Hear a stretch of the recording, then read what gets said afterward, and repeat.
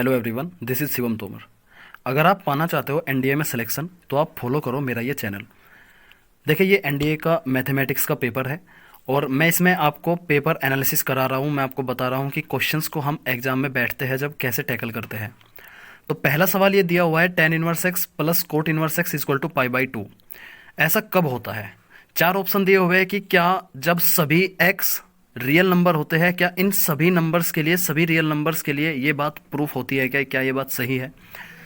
अगर real number है और उसमें से मैं सिर्फ -1 और 1 का इंटरवल हटा दूं, ये -1 और 1 का इंटरवल मैंने आपको समझाया था कि इंटरवल का मतलब ये है कि इन दोनों नंबर्स के बीच में जितनी भी वैल्यूज है उन सभी पर ये बात फॉलो नहीं होगी।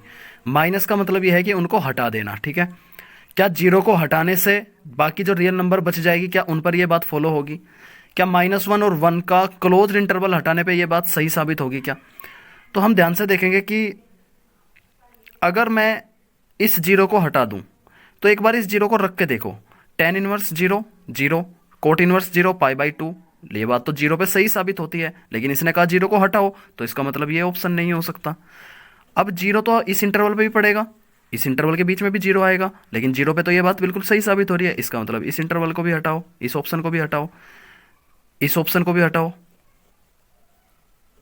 ऑप्शन बचा हमारे पास सिर्फ ये। तो सही आंसर होगा x belongs to r। Clear है? अगला सवाल देखते हैं। अगला सवाल कहा है कि यदि tan इज इक्वल टू 1/7 है, then what is the value of cos 2a। आप cos 2a का फॉर्मूला जानते हो, आपने cos 2a पढ़ा होगा। cos 2a is equal to होता है 1 माइनस tan स्क्वायर ए अपॉन 1 प्लस tan स्क्वायर ए। ठीक बात है। ये cos 2a का फॉर्मूला होता है, tan a आपको पता है 1/7, इसका स्क्वायर करेंगे तो 1/49।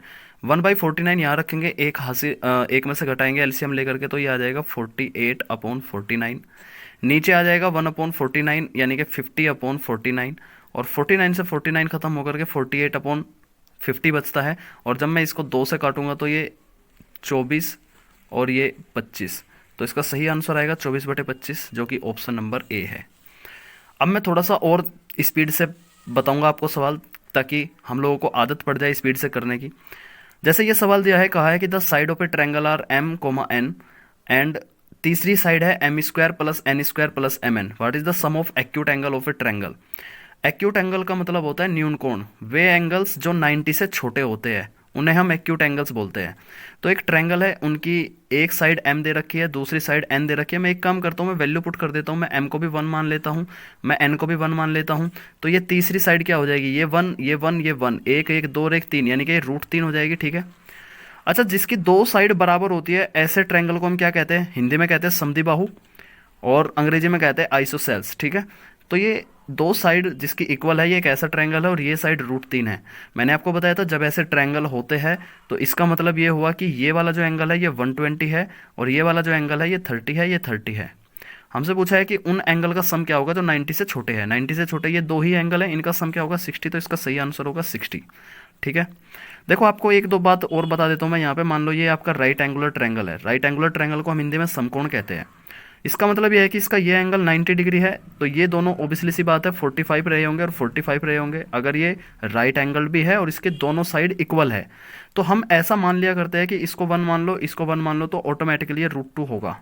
पाइथागोरस थ्योरम भी आप देख सकते हो लगा करके, ये वाली साइड हमेशा √2 ही आएगी। तो ट्रायंगल के लिए कुछ वैल्यूज होती है, वे आपको याद रखनी है अगर आप जल्दी से जल्दी सवाल को सोल्व करना चाहते हो तो इसका सही आंसर होगा 60। क्लियर हुई बात? अगला सवाल देखते हैं। अगला सवाल ये कहा है कि what is the area of triangle ABC with side A equal to 10, एक C साइड दे रखी है 4 and angle B equal to 30। एक बात ध्यान रखेंगे, ये अगर कोई ट्रायंगल है और ये इसका कोई एंगल है ABC, तो एंगल A के सामने वाली जो साइड होती है उसे हम A कहते हैं। एंगल B के सामने वाली जो साइड होती है उसे हम B कहते हैं। एंगल C के सामने वाली जो साइड होती है उसे हम स्मॉल c कहते हैं। ठीक है। स्मॉल c से डिनोट करते हैं साइड को, और एंगल को हम कैपिटल लेटर से डिनोट करते हैं। तो इसने A 10 दिया है, B उसने 4 दिया है, ये 4 है, ये 4, और ये एंगल B उसने दिया है 30। एंगल B उसने, ये वाला एंगल उसने 30 दिया है। ठीक है। अच्छा, C 4 दिया है भाई, ये C 4 दिया है, ये B नहीं दिया। ठीक है। तो हमसे एरिया पूछा है। तो देखो, एक फॉर्मूला होता है कि जब भी दो बराबर की साइड, दो एडजेसेंट साइड्स, उनके बीच में कोई एंगल हो, यानी आपको दो साइड दे रखी है और बीच में एंगल दे रखा हो, तो ट्रायंगल का जो एरिया का फॉर्मूला होता है वो होता है 1/2 दोनों साइड की मल्टीप्लाई, यानी A इंटू C इंटू ये वाला एंगल यानी साइन B। ठीक बात है। यानी 1/2, ए की वैल्यू आपको 10 दी है, सी की वैल्यू आपको 4 दी है, और साइन बी साइन 30 की वैल्यू 1/2 होती है। 2 दूनी 4 हो जाएगा, ये पूरा पूरा कट जाएगा, सिर्फ बचेगा 10, यानी एरिया होगा 10 सेंटीमीटर स्क्वायर। क्लियर है। अगला सवाल देखते हैं कि दो स्टेटमेंट दिए हुए, कहा है कि उसने दो सेट है, एक सेट है ए इक्वल टू 135, दूसरा सेट है 247 are equivalent set. Equivalent set वे होते हैं जिसमें नंबर ऑफ एलिमेंट्स इक्वल होते हैं। तो नंबर ऑफ एलिमेंट्स इसमें इक्वल है, इसमें भी 3 एलिमेंट्स है, इसमें भी 3 एलिमेंट्स है, इसका मतलब ये इक्विवेलेंट सेट्स हो गए। तो ये बात बिल्कुल सही है।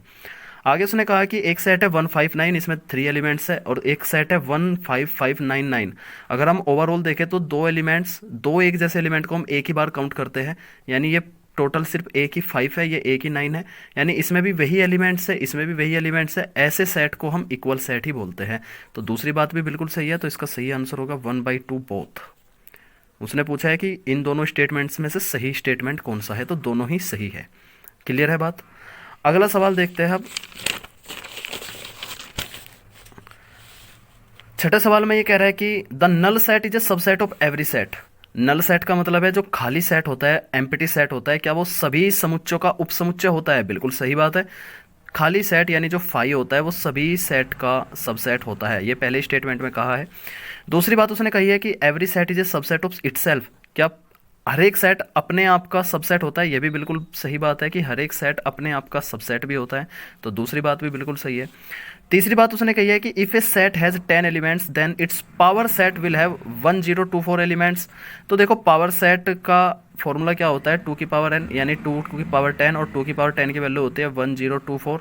दैट मीन्स ये स्टेटमेंट भी सही है। तो ओवरऑल इसके तीनों के तीनों स्टेटमेंट बिल्कुल सही है। ठीक है।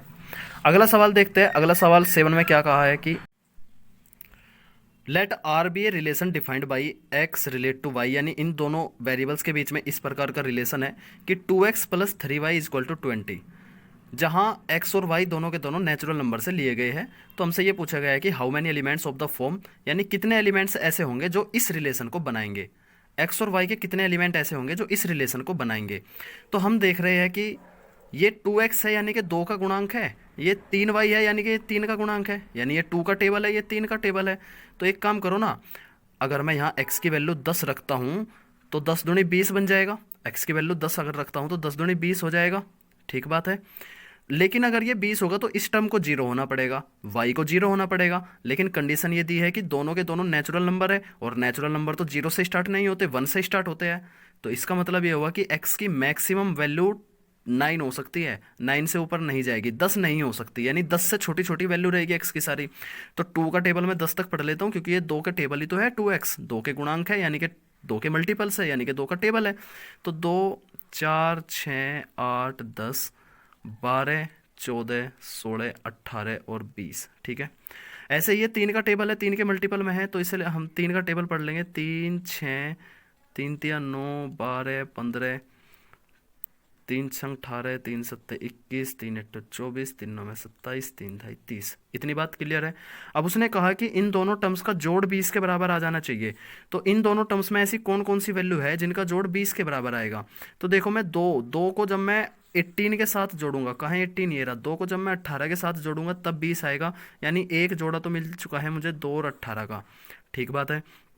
4 को जब मैं 16 के साथ जोड़ूंगा तब 20 आएगा, लेकिन 16 तो इसमें नहीं है कहीं भी, इसका मतलब कोई पेयर नहीं बना है। 6 को जब मैं 14 के साथ जोड़ूंगा तो 20 आएगा, 14 नहीं है। 8 को जब मैं 12 के साथ ऐड करूंगा तो 20 आएगा, इसका मतलब एक पेयर हमारा 8 और 12 का मिल चुका है हमें।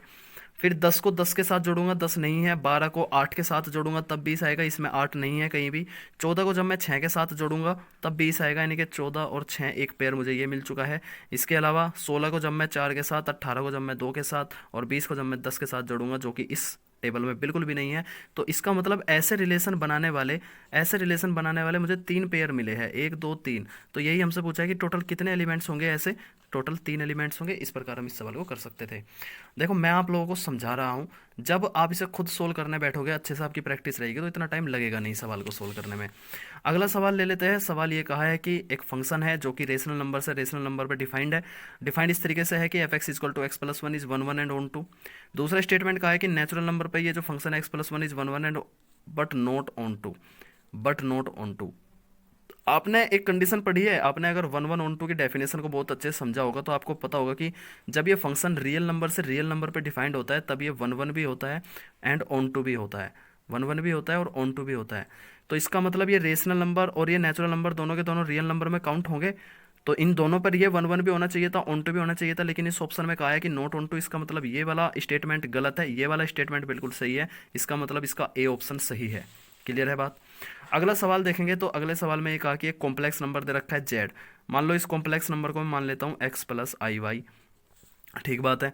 ये दो स्टेटमेंट कहा है, उसने पूछा है कि क्या ये दोनों स्टेटमेंट सही है, which of the above is are correct, क्या ये दोनों स्टेटमेंट सही है। तो अगर आपको इनके फॉर्मूले पता है, डायरेक्ट इन कंडीशंस का पता है, तो आप आसानी से सवाल को सोल्व कर सकते हो। लेकिन बहुत सारे बच्चों को इनका डायरेक्ट फॉर्मूले नहीं पता होते, क्योंकि ये एब्स्ट्रैक्ट फॉर्मूले होते हैं, रेगुलर यूज नहीं होते ये फॉर्मूले। तो हम लोग इनको अप्लाई कर लेंगे। बीच में वीडियो रुक गई थी तो इस सवाल को हम दोबारा से देखेंगे। मैंने आपको बताया था कि z is equal to x plus i y मान लेंगे, तो z is equal to x plus i y. ठीक है। यहाँ हमसे दो बात कही है, एक तो इन्वर्स कहा है और एक कंजुगेट कहा है। तो सबसे पहले अगर मैं इसका इन्वर्स करता हूँ, किसी भी कॉम्प्लेक्स नंबर का इन्वर्स का मतलब होता है one upon x plus i Y.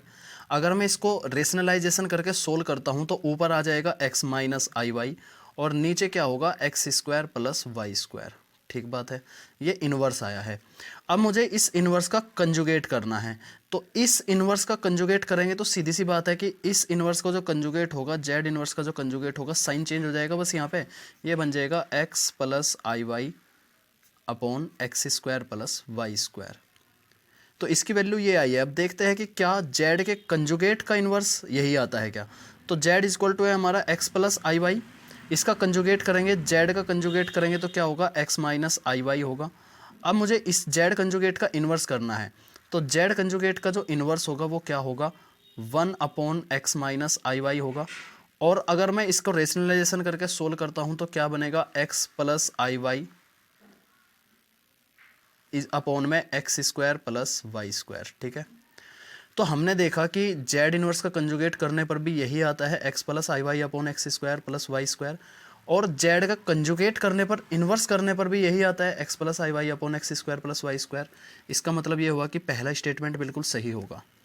दूसरा स्टेटमेंट देखते हैं। दूसरे स्टेटमेंट में ये कहा कि जेड इंटू जेड इनवर्स। अच्छा, जेड क्या है हमारा, जेड है हमारा एक्स प्लस आई वाई। देखो जेड क्या है हमारा एक्स प्लस आई वाई। ठीक बात है। जेड इनवर्स क्या है हमारा, जेड इनवर्स है, कहाँ है जेड इनवर्स, ये रहा। चलो नीचे दिखाता मैं। Z inverse x minus i y upon x square plus y square. तो इसके साथ मल्टीप्लाई करेंगे x minus i y upon x square plus y square. Multiply होने के बाद ये क्या बन जाएगा, ऊपर ये भी x square plus y square बन जाएगा, नीचे भी बनेगा x square plus y square, cut करके ये सारा वन आ गया। देखते हैं इधर भी वन आता है क्या। मोड जेड का स्क्वायर कहा है, मोड जेड का मतलब हो जाता है under root of x square plus y square. अगर मैं इसका स्क्वायर करता हूं तो इसके स्क्वायर से रूट हटेगा, क्या बचेगा, सिर्फ x square plus y square बचेगा। क्या ये एक के बराबर है क्या, बिल्कुल नहीं, ये एक के बराबर नहीं है। इसका मतलब इसका दूसरा स्टेटमेंट गलत है, तो इसका सही आंसर होगा वन ओनली। क्लियर हो गई बात। आगे बढ़ते हैं। अगले सवाल में कहा है कि consider the following statement in respect of an arbitrary complex number Z. हमसे कहा है कि the difference of z and its conjugate is an imaginary number. तो बिल्कुल सही बात है ये। आपको पता है कि जेड और इसके कंजुगेट का डिफरेंस क्या होता है, two of imaginary of Z होता है, right, two of imaginary of Z. इसका मतलब ये स्टेटमेंट बिल्कुल सही है। दूसरे पोर्शन में कहा है कि z sum of z and its conjugate, z और इसके कंजुगेट का सम क्या रियल नंबर होता है, बिल्कुल सही बात है। आपको पता है टू ऑफ रियल जेड होता है। दोनों ही स्टेटमेंट सही है, तो इसका आंसर होगा बोथ। ठीक है। अगला सवाल देखते हैं। अगले सवाल में कहा है कि आई की power 2n plus one minus i की पावर 2n माइनस वन क्या होगा when n belongs to natural number. देखो दोनों के दोनों मल्टीप्लाई में है। 2n प्लस वन आप जानते हो किसका फॉर्मेट होता है, किसी ओड नंबर का फॉर्मेट होता है, ये भी किसी ओड नंबर का फॉर्मेट है। माइनस आई की माइनस वन की पावर कोई ओड नंबर होता है, कोई ओड नंबर 1 हो 3 हो 5 हो, तो क्या वैल्यू आती है, माइनस वन ही आता है। तो इसका मतलब ये माइनस तो बाहर आ जाएगा, ये माइनस बाहर आ गया। अब आई की पावर क्या बनेगी, देखो दोनों बेस इक्वल है तो पावर आपस में ऐड हो जाती है। इसको ऐड करेंगे तो 1 से 1 खत्म होगा, क्या हो जाएगा 4n।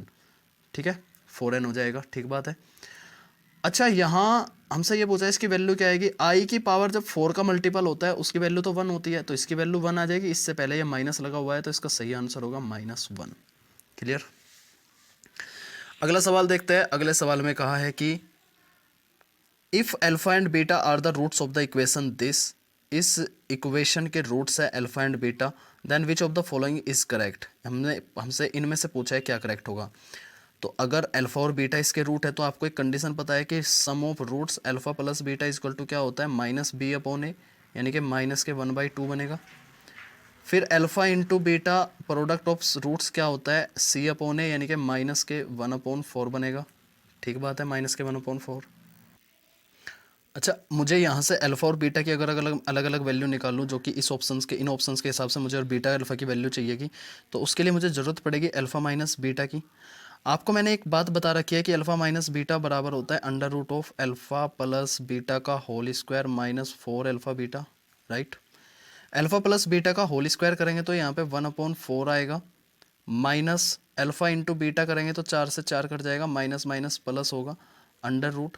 तो अल्फा माइनस बीटा की जो वैल्यू आई है 4 और 1 5/4, यानी √ऑफ 5/2 आई है। ठीक है, ये अल्फा प्लस बीटा -1/2 है। चलो यहाँ लिख लेता हूँ, alpha plus beta equal to है -1/2। इन दोनों को अगर मैं ऐड करूँगा तो बीटा से बीटा खत्म होगा, यहाँ पे 2 अल्फा इक्वल टू कितना मिलेगा, इन दोनों को ऐड करने पे क्या आएगा, -1 प्लस √5/2, और सिंपली अल्फा की वैल्यू आ जाएगी -1 प्लस √5/4। ठीक है। अच्छा, अगर इन दोनों को सब्ट्रैक्ट करता हूँ तो यहाँ माइनस ये कैंसिल आउट हो जाएगा, दोनों ऐड होंगे, यानी ये दोनों ऐड होंगे तो क्या हो जाएगा, -2 बीटा इक्वल टू, अगर ये ऐड हो रहे हैं दोनों तो यहाँ पे क्या होगा, अच्छा ये माइनस तो ये भी प्लस होगा ना। ठीक है, तो यहाँ पे क्या बनेगा, ये 1 प्लस √5/2।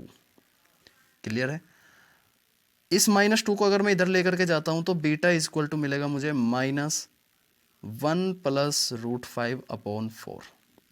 यहाँ तक बात क्लियर है। अब हमारे पास कुछ ऑप्शंस दिए हुए हैं बीटा और अल्फ़ा में।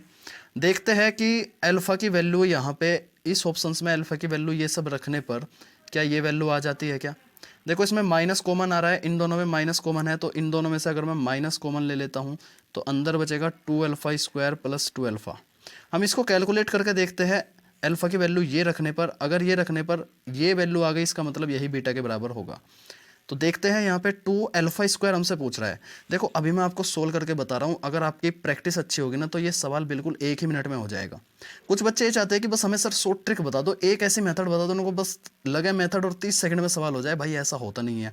अगर ऐसा होता तो एक सवाल अगर 1 ही मिनट में भी मान के चलते हम, तो एक सवाल 1 ही मिनट में अगर मान के चलते, या 30 सेकंड में अगर हम मान के चलते, 30 सेकंड में अगर हम सवाल को मान करके चलते तो 120 सवाल आपके 30 सेकंड के हिसाब से कितने मिनट में हो जाते, सिर्फ 60 घंटे, 1 घंटे में हो जाते। अगर ये सवाल 1 घंटे में हो जाते तो इसका मतलब ये होता कि जो आपने यूपीएससी ने जो आपको 2.5 घंटे दिए हैं वे क्या खामखा दिए हैं। सवाल को सोल्व करने में टाइम लगता है, आप अपने कंसेप्ट के हिसाब से सवाल को सोल्व करो, इसीलिए आपको यूपीएससी ने भरपूर टाइम दिया है, पूरे 2.5 घंटे का। ठीक है, कोई ट्रिक नहीं होती, कोई शॉर्ट ट्रिक नहीं होती, शॉर्ट ट्रिक के पीछे मत भागो। सिलेक्शन पाना है तो अपने जो कंसेप्ट है, जो कंसेप्ट से आपने पढ़ाई पढ़ी है उसको स्ट्रॉन्ग बनाओ, उसमें स्पीड लेकर के आओ। ठीक है। अब देखो, मैं अगर इस सवाल को, अगर मेरे सामने मैं एग्जाम में बैठा होता तो मैं इस सवाल को और जल्दी कर लेता, मुझे ये सारे स्टेप्स इतने समझाने की जरूरत नहीं थी। जैसे मैं सीधे सीधे यहाँ पे अल्फा स्क्वायर अगर मैं रखना चाहूँ तो यहाँ सीधे सीधे अल्फा स्क्वायर में करूँगा। अल्फा स्क्वायर करने पे यहाँ पे क्या होगा, ये a प्लस बी के होल स्क्वायर का फॉर्मूला बनेगा, यानी कि 1 + 5 एंड -2√5 हो जाएगा, ये 2√5 नीचे हो जाएगा 16। ठीक है, ये 5 और 1 6 हो जाएगा, यहाँ पे सिंपल ये 6 हो जाएगा।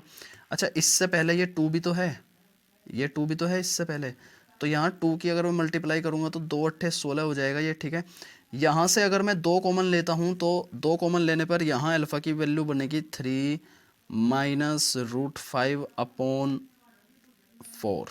2 कॉमन लेने पे मैं इस 8 को काट दूंगा, 2 चौके 8। तो इस टर्म की जो वैल्यू आई है, इस टर्म की वैल्यू ये आई है। अभी हम इसमें ऐड करेंगे, क्या ऐड करेंगे, 2 अल्फ़ा ऐड करेंगे। 2 अल्फ़ा ये रहा, अगर मैं इसमें 2 की मल्टीप्लाई करूंगा तो सिंपली यहाँ पे ये 2 आ जाएगा। 2 आ जाने का मतलब है कि -1 + √5/2 और अगर मैं इसका एलसीएम लेकर के इसको सोल्व करता हूँ तो यहाँ ऊपर बनेगा 3 माइनस रूट 5 और ये बनेगा यहाँ पे देखो ये -1 प्लस रूट 5 है, ये 2 दूनी 4 यहाँ पे हो जाएगा ये माइनस के 2 एंड प्लस के 2 रूट 5। ठीक है जी। अगर मैं इसको सोल्व करता हूँ तो ये 3 में से 2 गया 1 और 2 रूट 5 में से 1 रूट 5 गया प्लस का रूट 5 अपॉन 4, ये इसकी वैल्यू आई है। और इससे पहले ये जो माइनस था ये माइनस भी लगा हुआ है तो ये इसकी वैल्यू आई है। हम देखेंगे यही बीटा है हमारा, देखो यही हमारा बीटा है, इसका मतलब इसी ऑप्शन से ये काम हुआ है, तो ये ऑप्शन इसका बिल्कुल सही आंसर है। समझ आ गया सभी को। अगले सवाल की तरफ बढ़ते हैं। अगला सवाल ये है, सवाल में एक आया कि if 1 root of 5x square plus 26x plus k is equal to 0 is reciprocal of the other then what is the value of k। यानी कि एक रूट दूसरे रूट का रेसिप्रोकल है। मान लो एक रूट अल्फा है, दूसरे रूट का रेसिप्रोकल यानी कि 1/बीटा। रेसिप्रोकल को हिंदी में कहते हैं व्युत्क्रम। तो वैल्यू ऑफ k पूछी है। अच्छा मुझे बताओ यहाँ से अगर मैं b को इधर लेकर के जाऊँ तो alpha into beta is equal to 1 बनेगा। प्रोडक्ट ऑफ रूट्स क्या होता है, c अपॉन a यानी k अपॉन 5। तो यहाँ से k upon 5 is equal to 1 होगा और सीधे सीधे k की वैल्यू 5 आ जाएगी। सिंपल सा सवाल था। ठीक है, क्लियर हो गया होगा सभी को। आगे बढ़ते हैं।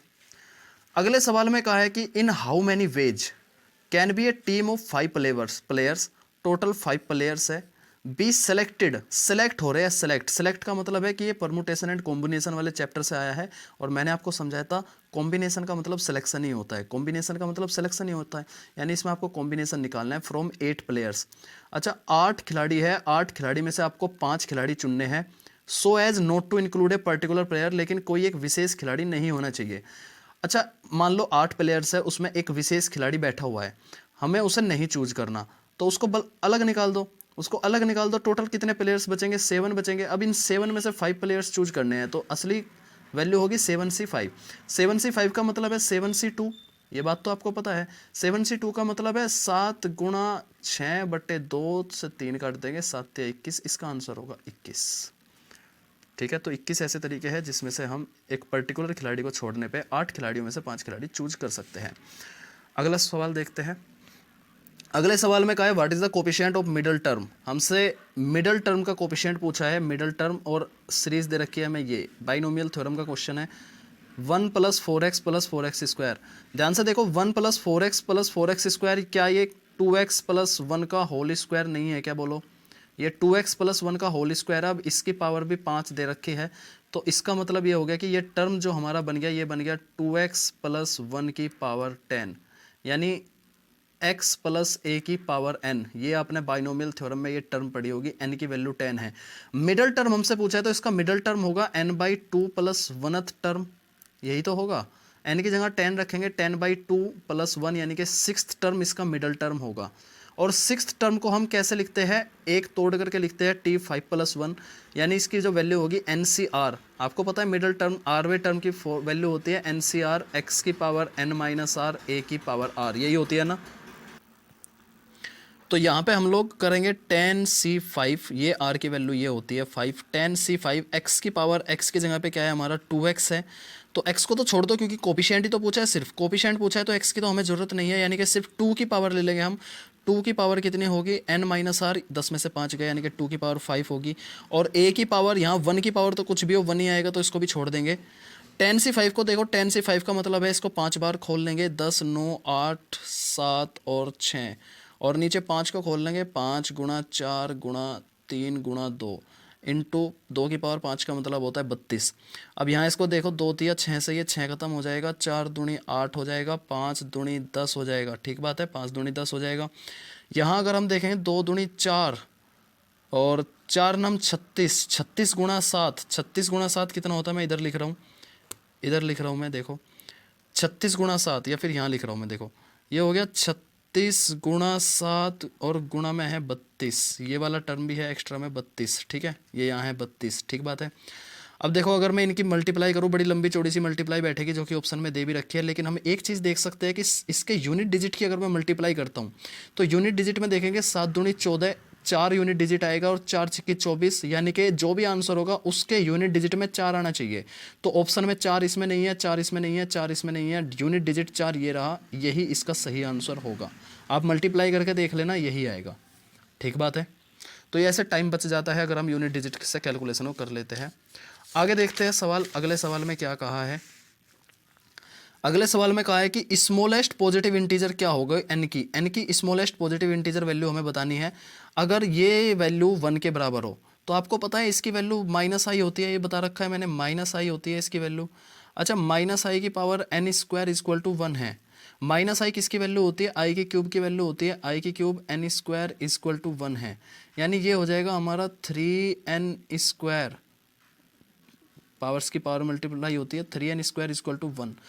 अब आई की पावर 3n स्क्वायर हो जाएगा ये, ठीक है।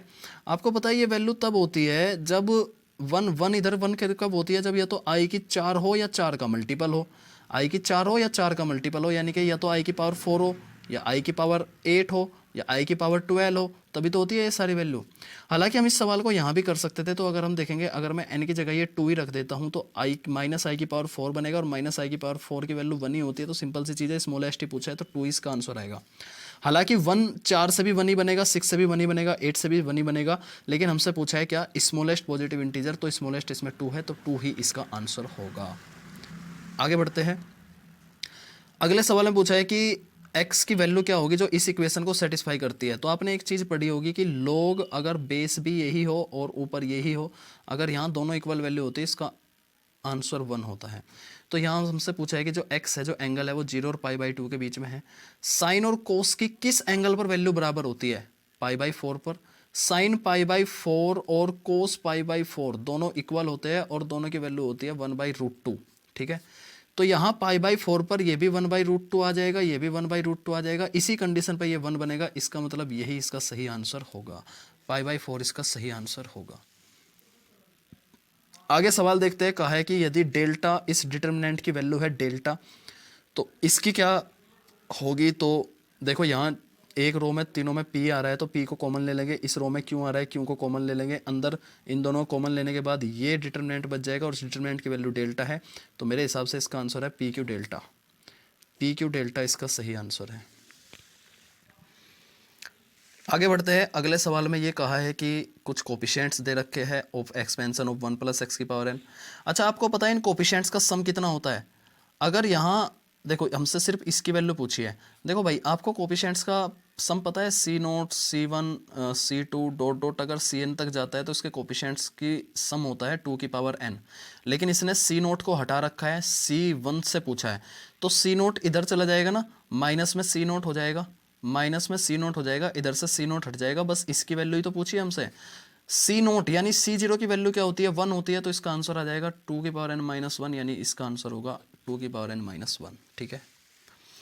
आगे बढ़ते हैं। अगला सवाल ये दे रखा है कि a + b + c अगर 4 है, AB BC CA = 0 है, what is the value of this.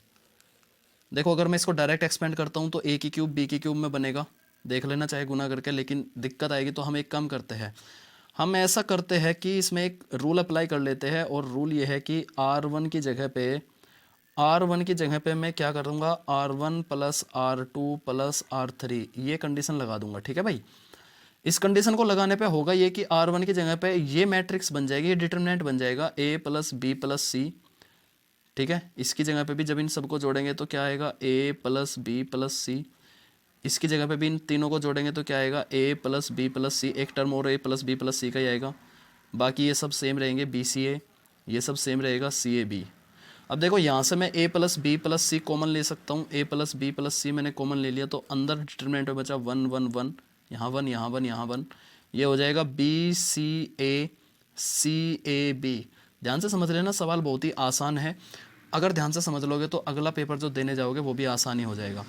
A + B + C की तो वैल्यू दे रखी है 4, इसकी जगह पे हम 4 रख लेंगे और इसको ओपन करेंगे। आप बताओ मुझे इसको, इसके रेस्पेक्ट में अगर मैं इसको ओपन करता हूँ तो क्या आएगा, BC - A², एक बड़ा सा ब्रैकेट लगाते हैं, यहाँ आएगा BC - A², फिर यहाँ -1 आता है, इनको करेंगे तो यह आ जाएगा B² - AC +1 आता है, और इनकी करेंगे तो AB - C², कितना आएगा, AB - C², दिखाई दे रहा है सभी को, AB - C², ठीक है।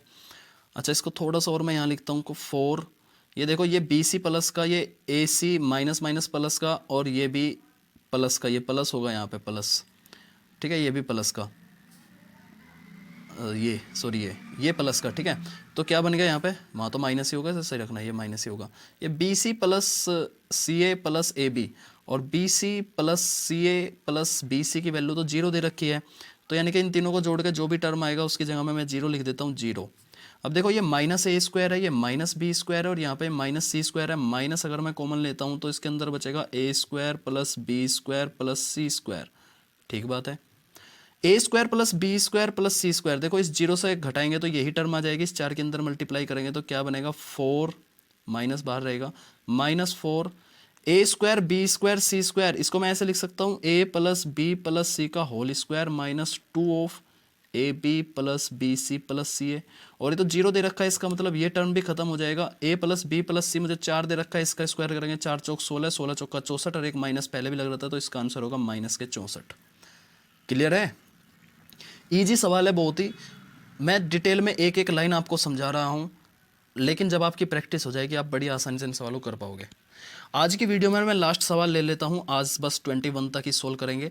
सवाल में एक आया कि the number of integer values of के की वैल्यू हमसे पूछ रहा है, कह रहा है कितने नंबर होंगे, कितने नंबर होंगे for which the equation 2 sin x equal to 2k plus 1 has a solution. अच्छा, कहा है 2 sin x equal to 2k plus 1। आप जानते हो 2k प्लस 1 एक क्या चीज़ होती है, एक ओड फॉर्म में रहता है ना। 2k प्लस 1 किस फॉर्म का होता है, ओड नंबर को रिप्रेजेंट करता है 2k प्लस 1। ओड नंबर कौन कौन से होते हैं, 1 होता है, 3 होता है, 5 होता है, यही सब तो होते हैं। लेकिन उसने ना इंटीजर वर्ड यूज किया है, इंटीजर, तो इंटीजर में जीरो भी आएगा, इधर नेगेटिव वाले नंबर भी आते हैं, -1 -3 -5, ठीक है। तो ये ओड नंबर है। अच्छा, ये 2 sin x का है, अगर मैं इस 2 को इसके नीचे लेकर के जाऊं तो हर एक ओड नंबर के नीचे 2 2 2 2 भी होगा, 2 2 भी होगा, राइट, 2 2 भी होगा। अच्छा, आपको पता है ये वैल्यू तो हमारी जीरो हो गई, ये क्या वैल्यू हो गई, ये हमारी 1/2 हो गई, ठीक है। और ये -1/2 हो गई। 3/2 तो साइन की सीरीज में आती ही नहीं, 5/2 भी साइन की सीरीज में आता ही नहीं, कोई वैल्यू ही नहीं होती। हमसे इसने पूछा है कि के की किस वैल्यू के लिए सिर्फ एक ही सोल्यूशन होगा, ऐसे कितने नंबर बनेंगे सिर्फ जिस पे के के लिए सिर्फ एक ही सोल्यूशन आएगा। तो के के लिए देखेंगे, -1/2 होती है क्या किसी की, -1/2 साइन के सीरीज में नहीं होती, या तो जीरो होती है या तो 1/2 होती है, या तो जीरो होती है या तो 1/2 होती है। लेकिन जीरो ना जीरो इस वाले फॉर्म में कहीं आता ही नहीं है जीरो, तो जीरो तो आएगा ही नहीं, इसका मतलब बस यही तो वैल्यू हो गए भाई। ओड नंबर में जीरो आता ही नहीं, जीरो तो इवन होता है, इसको तो छोड़ देंगे, यानी ये तो लेना ही नहीं मुझे। -1/2 साइन की सीरीज में आता ही नहीं, इसको भी छोड़ देंगे।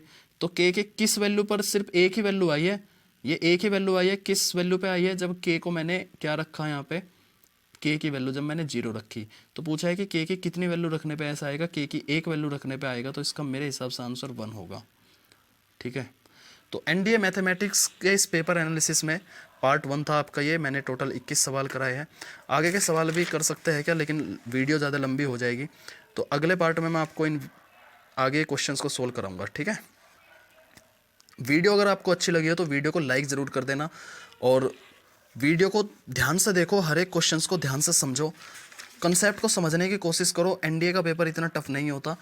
मैथ्स मैं आपको कोशिश करूंगा कि आप मैक्सिमम से मैक्सिमम मार्क्स स्कोर करो। अगर आप पढ़ाई करते हो इस चैनल के जरिए या फिर ऑफलाइन क्लासेस के जरिए मुझसे जुड़ करके, तो मैं कोशिश करूंगा कि आप एनडीए के मैथमेटिक्स में सबसे ज़्यादा स्कोर करो, क्योंकि दूसरा पेपर जो होता है एनडीए का वो जीके का होता है, और उसमें कुछ बच्चे थोड़े से गड़बड़ कर जाते हैं। जीके इतना वास्ट सिलेबस होता है कि बच्चे उतना स्कोर नहीं कर पाते। तो ये मैथमेटिक्स ही होता है जो आपको 300 नंबर में से ज़्यादा स्कोर करवाता है, और दूसरे पेपर में बस आप पास होने लायक भी कर लोगे तो भी आपका एनडीए का रिटर्न एग्जाम निकल आएगा, एसएसबी इंटरव्यू की फिर आप प्रिपरेशन करोगे, ठीक है। हालांकि आपको इस चैनल पे एनडीए के जीएस से रिलेटेड भी कंटेंट आपको मिलेंगे, ऐसे कंटेंट मिलेंगे जो पेपर में आएंगे, ठीक है। फालतू के कंटेंट जीएस के नहीं दिए जाएंगे, ऐसे कंटेंट मिलेंगे जो एनडीए के जीएस पेपर में क्वेश्चंस जहां से आते हो। बात क्लियर हो गई। तो इस चैनल को ज़रूर सब्सक्राइब कर लेना, वीडियो को ज़रूर लाइक कर देना, कमेंट में बताना अगर कोई फीडबैक है तो, और दोस्तों के साथ, जितने भी दोस्त तैयारी कर रहे हैं एनडीए की, ज़रूर ज्वाइन करें। Thank you everyone.